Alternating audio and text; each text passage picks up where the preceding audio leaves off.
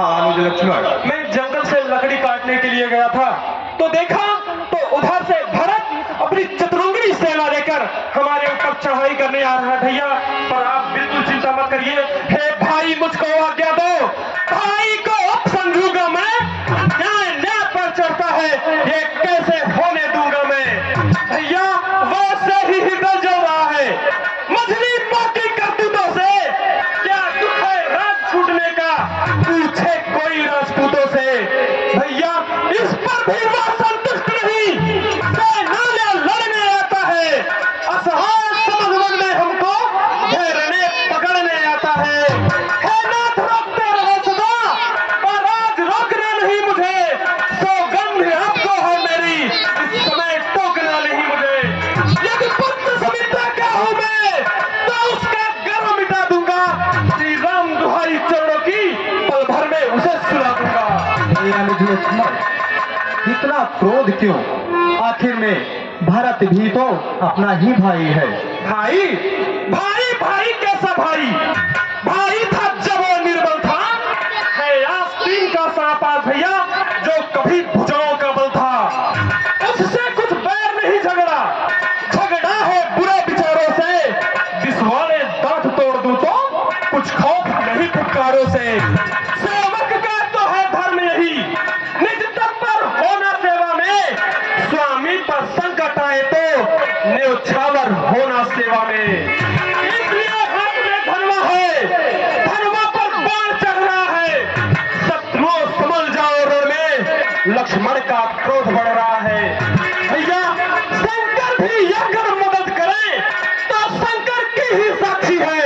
रण में उसको संघारूंगा जो रघुराई का वैरी है। भैया विंध्याचल तिल हो जाए तूफान समुद्र से उठकर, परंतु भैया आज मैं भरत को मार ही डालूंगा। माताश्री उसको राजमद हो गया है। वो जब से राजा बना है सिर्फ राजसी के अहंकार में वो हमें और आपको मारने आ रहा है भैया।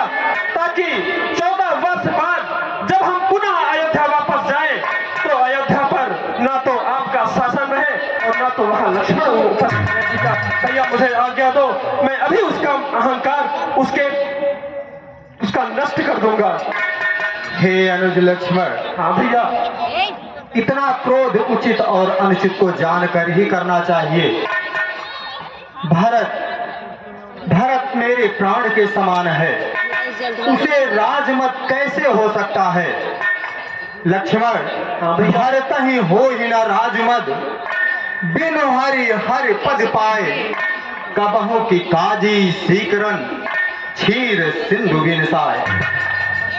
लक्ष्मण भैया, जिस प्रकार दूध से भरे समुद्र में खटाई की कुछ बूंद डाल देने से उसका कोई प्रभाव नहीं होता है, उसी प्रकार अयोध्या जैसे एक छोटे से राज्य को पाकर भरत को राजमद नहीं हो सकता। क्योंकि अगर उसे त्रैलोक्य का भी राज मिल जाए तो भरत को राजमद नहीं हो सकता है। हे अनुज लक्ष्मण, माताश्री, इतना क्रोध करना भरत के ऊपर अच्छा नहीं है। मैं भरत को बहुत अच्छे से जानता हूँ। अनुज लक्ष्मण, माताश्री, पहले तो भरत, अनुज लक्ष्मण, पहले तो भरत बदल गया है, कुछ नहीं समझ में आता है। उस जैसा तो सुशील भाई हर जगह न पाया जाता है।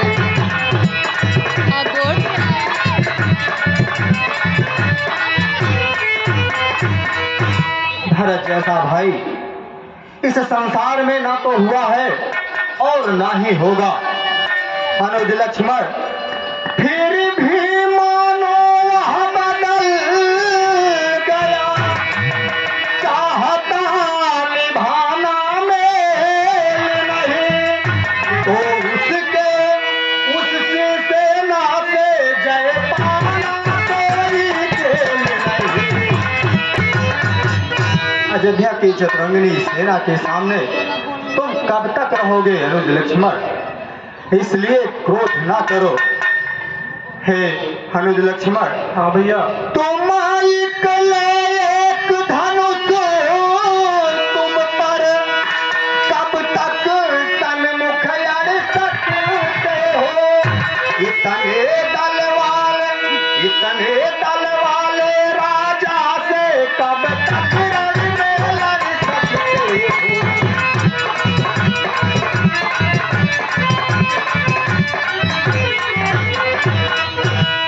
इसलिए मैं कहता हूँ, वह मेरे प्राणों के समान है। अगर वह मेरी शरण में आ रहा है तो मैं उसका स्वागत करूंगा। ठीक है भैया, ठीक है अनुज लक्ष्मण। आ भैया राम, आ भैया राम, आ भैया राम।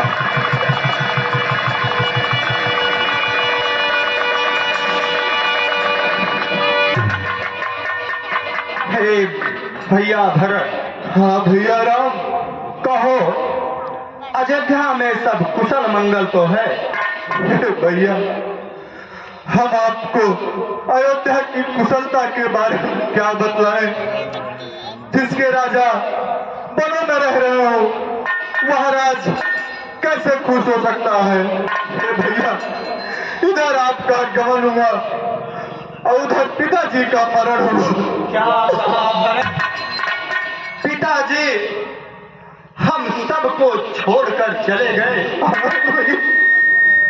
हे विधाता, तुमने यह मेरे साथ क्या किया?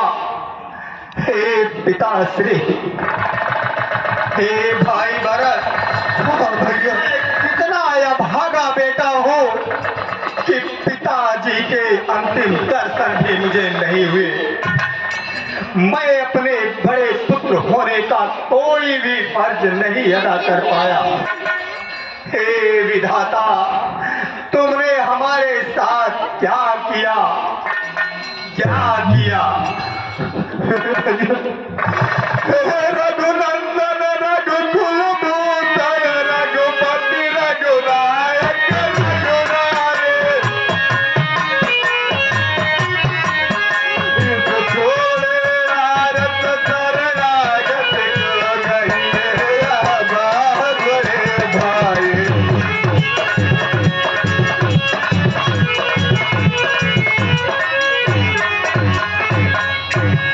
माता से जो अन्याय हुआ है उसका पश्चाताप उन्हें भाए जाता है। दिन पर दिन यह पाप और संताप उन्हें।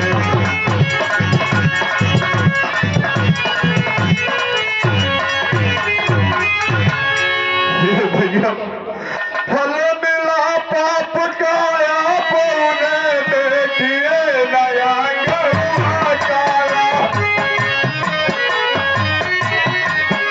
उस पाप कालिमा के कारण मुझे का रंग हुआ काला।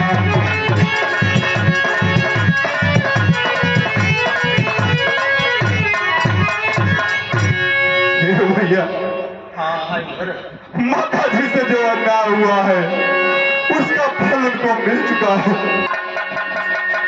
हे भाई भरत। हाँ भैया, तुम अपने मन में मिथ्या गलानी ना करो और माता जी को कुछ भी दोष मत दो। मैं, हे भैया, हाँ भैया, मैं ईश्वर की शपथ खाकर कहता हूँ, तुम्हारे जैसा भाई इस संसार में मिलना दुर्लभ है। तुम्हारे स्मरण मात्र से ही सबके अहंकार पाप मिट जाते हैं। भाई, माता का इसमें कोई दोष नहीं है। माता कभी अपने पुत्रों का अमंगल नहीं चाहती है। माता को वही लोग दोष देंगे जिन्हें अपने गुरु से सच्चा ज्ञान नहीं प्राप्त है। इसलिए भाई, माता के विषय में ऐसे कट शब्द ना कहो भैया। भैया, जो जेठ अवध के राजा है वे चले अवध का राज करे।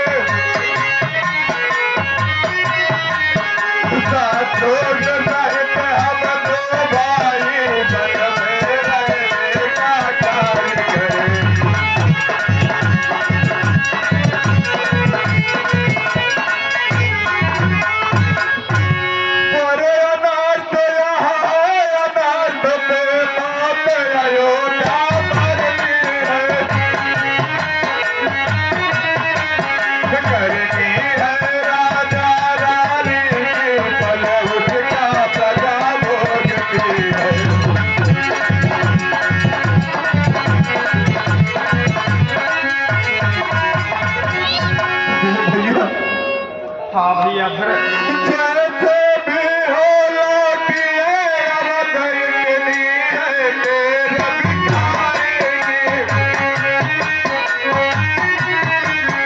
ठाकुर जी के मंदिर तक होती है दौड़ पुजारी।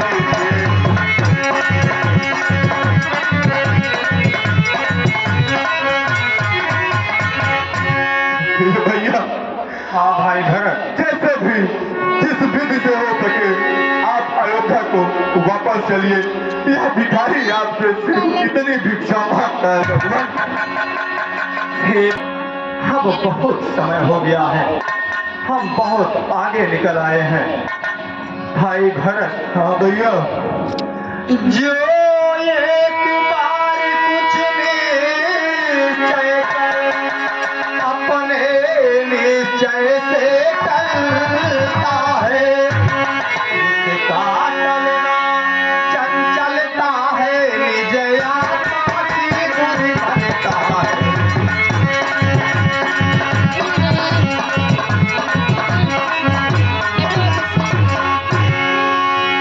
हे भाई भरत। हाँ भैया एक बार निश्चय कर लेने के बाद अगर कोई उस मार्ग से विचलित होता है तो वह उसकी दुर्बलता होती है। हे भैया भरत। हाँ भैया पितु माता की आज्ञा पालन। भाई भरत। हाँ भैया मेरे लिए तो यह वनवास का मार्ग किसी राज सिंहासन से कम नहीं है, इसलिए तुम्हें किसी प्रकार की कोई चिंता नहीं करनी चाहिए, क्योंकि वनवास हमारे लिए कया के पथ पर पहुंचाता है। ऐ राज को कैसे आए हमारे दया में आता है।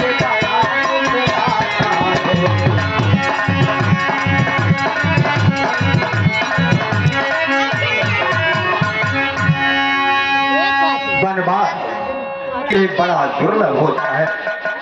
हे भाई भरत। हाँ भैया हम दोनों का धर्म यही है कि मैं अपने धर्म का पालन कर रहा हूँ, तुम अपने धर्म का पालन करो। पिताजी की यही इच्छा थी कि उनका एक भाई राज्य करेगा और दूसरा भाई वन में रहेगा। हे भैया जेठे भ्राता के होते छोटा नाराज कर सकता है।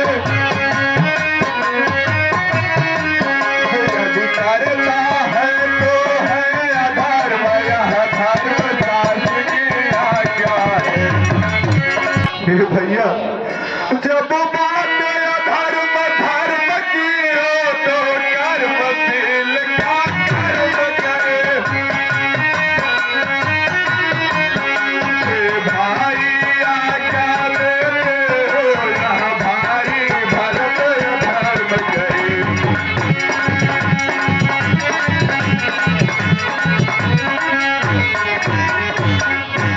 फिर भैया हाँ भाई भरत। क्या आपकी यही आज्ञा है कि आपका यहाँ भगत है? भरत, हाँ भैया मैं तुम्हें अधर्म करने के लिए कैसे कह सकता हूँ? हमारे पूर्वजों ने धर्म को धारण करने के लिए जितनी कठिनाइयों का सामना किया है, उन्होंने जितना बलिदान दिया है, उससे हमारे रघुकुल की कीर्ति की ऊंचाई बहुत ऊंची हो गई है, तीनों लोकों में है। हे भैया भरत। हाँ भैया सीता भी चाहरी चांदन रे सा। हे चाहे आधारा हे तातो भी चले सा।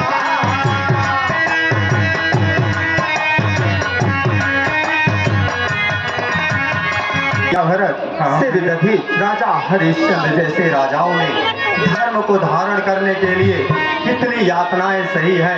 भैया राती देवा बाली भूपा सुजाना।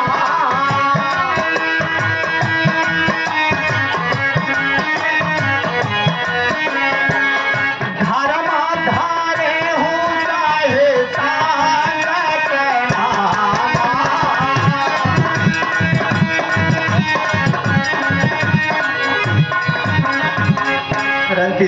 और बलि जैसे राजाओं ने भी कितनी कठिनाइयों का सामना किया। जानते हो क्यों? क्योंकि धर्म न दूसरा साया सामा।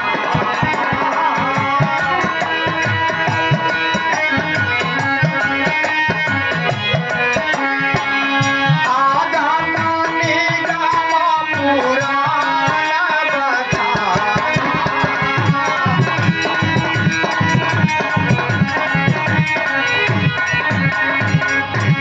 क्योंकि धर्म सत्य के समान है, इससे बड़ा कुछ भी नहीं है।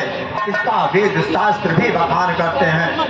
हे भैया, सोई धारा मोसोला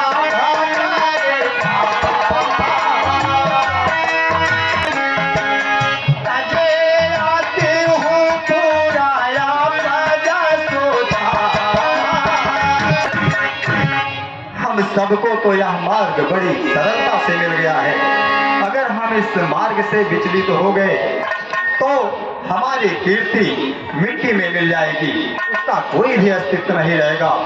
हे भैया भरत, हमारे पूर्वजों ने जो हमारे सूर्य वंश की कीर्ति को इतना ऊंचाई तक पहुंचाया है, उसे मैं अधर्म करके तुम्हें मिट्टी पर नहीं लाने दूंगा। हे भैया भरत, मैं कभी न दूंगा आज्ञा, तुम पापयनी दया धर्म करो, ऐसा यही होगा मेरा साधारण करो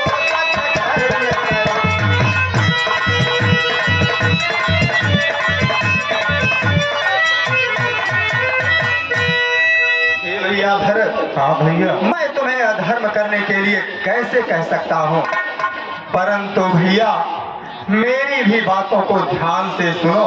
हे भैया, पितु माता की आज्ञा पालन बेटे का धर्म कहता है। यदि महाराजा त्यागी जाए तब भी अधर्म कहलाता है।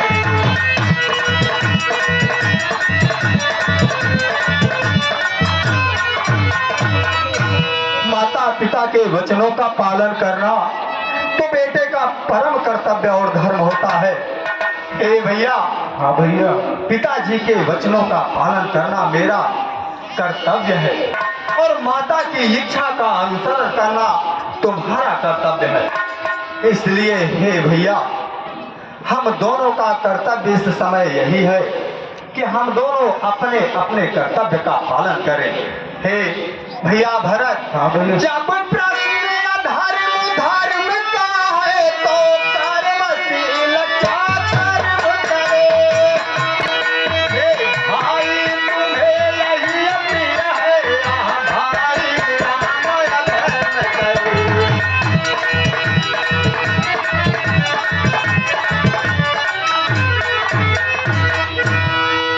हे भैया, हाँ भैया, जिस पिताजी ने अपने वचन का पालन करने के लिए अपने प्राण समान बेटे का त्याग कर दिया, उस बेटे के वियोग में अपने प्राण को त्याग कर दिया, तो उस वचन का पालन करने के लिए हम चारों भाइयों का इस समय क्या धर्म है।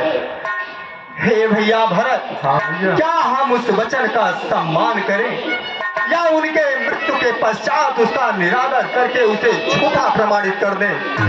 भैया भरत, हाँ भैया, बताओ इस समय हम चारों भाइयों का क्या धर्म है। हे गुरुदेव, अब आप ही बताइए। हे पुत्र भरत, हाँ गुरुदेव। हे पुत्र राम, हाँ गुरुदेव। तुम्हारे ज्ञान और भरत के प्रेम को देख के मेरे मन की चित्त वृत्तियां शांत हो गई।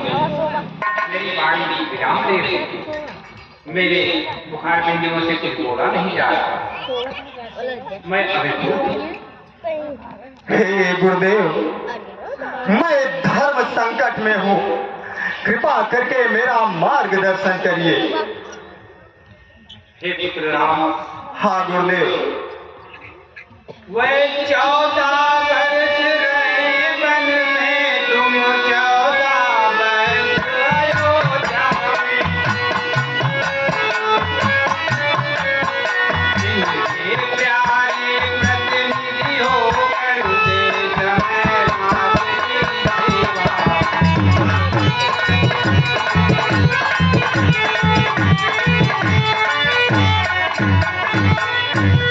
रखवाले बनकर सुनो भरत, रखवाल संभाल करोगे।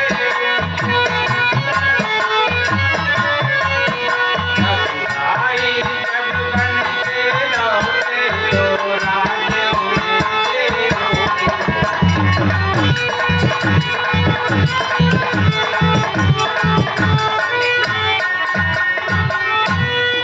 हे पुत्र भरत, हाँ गुरुदेव। राज्य का कार्यभार तुम संभालो। 14 वर्ष के पश्चात जब राम वंश लौटेंगे तो सहर्ष उनके राज्य को तुम उन्हें अर्पित कर देना। हे भैया राम, हाँ भैया भरत, कहिए आपकी जो आज्ञा है वो मुझे स्वीकार है। बताइए आपकी क्या आज्ञा है राम?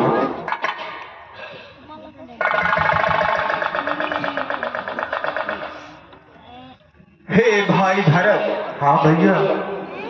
तुम्हारे इस प्रेम के आगे आज यह राम हमेशा हमेशा के लिए झुक गया। मैं तुम्हारे प्रस्ताव को स्वीकार करता हूँ। हे भाई, हाँ भैया। मैं तुम्हारे प्रस्ताव को स्वीकार करता हूँ।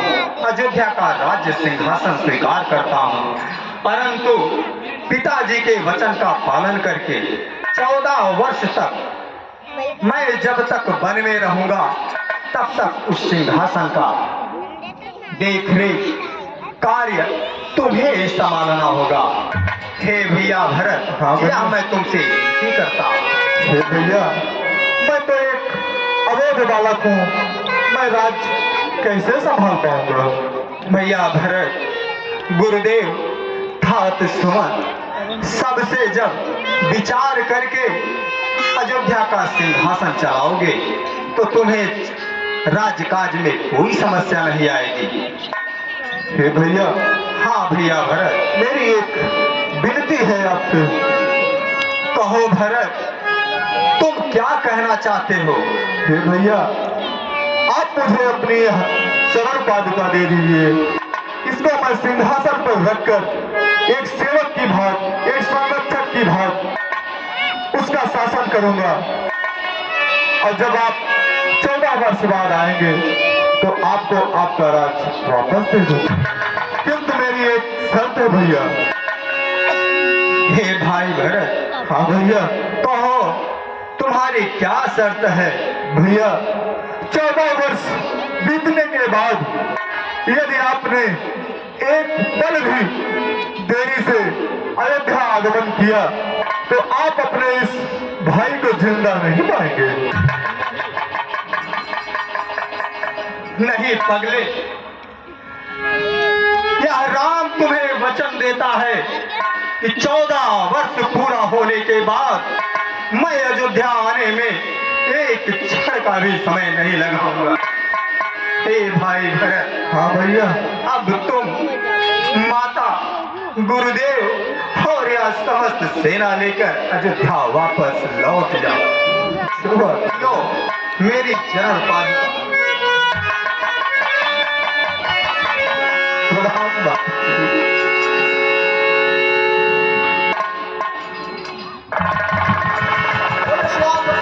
प्रभु राम। हाँ, दर्शक बंधुओं से दिले चलाए राम की